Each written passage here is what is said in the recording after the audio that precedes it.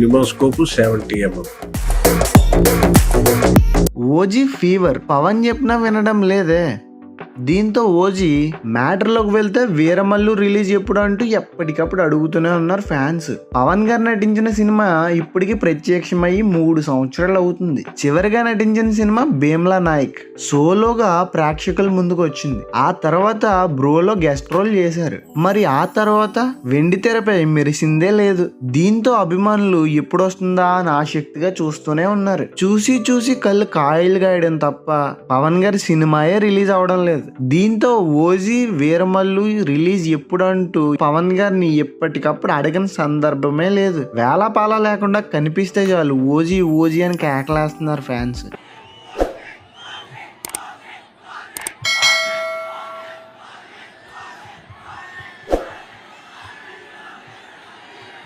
ఎంతలా అంటే పవన్ గారు కూడా చిరాకు పడేంతలా ఎక్కడ కనిపిస్తే అక్కడే రాధాంతం చేస్తున్నారు అనుకోండి. ఆయన కూడా ఒక సందర్భంలో సందర్భం లేదా అంటూ నేరుగా అభిమానులపై సీరియస్ అయ్యారు.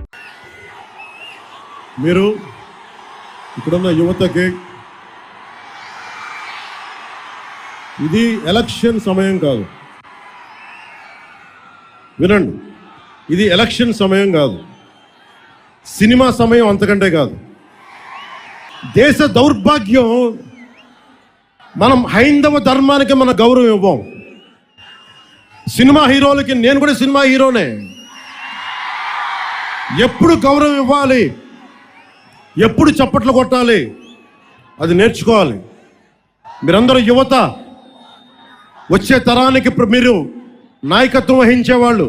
అయినా సరే పవన్ ఆవేదన కూడా పట్టించుకోకుండా మరోసారి ఇలాంటి సన్నివేశానికే తెరదీశారు. విజయవాడలో పవన్ కళ్యాణ్ కి సంబంధం లేని ఓ కార్యక్రమానికి హాజరయ్యారు. అక్కడ కూడా ఓజీని స్మరిస్తూనే ఉన్నారు. ఆ సమావేశంలో ఓజీ ఓజీ అంటూ అరుపులు కేకలు.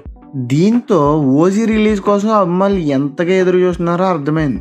ఓజీ కంటే ముందు హరిహర వీరమల్లు రిలీజ్ అయ్యే అవకాశం ఉంది. కానీ ఆ సినిమా కంటే ఓజీ కోసమే అభిమానులు ఎక్కువ ఆసక్తి చూపిస్తున్నారు. ప్రస్తుతం పవన్ గారు రాజకీయాల్లో బిజీగా ఉంటున్న ఆ 2 సినిమాలు కూడా పూర్తి చేసే పనిలోనే ఉన్నారనుకోండి.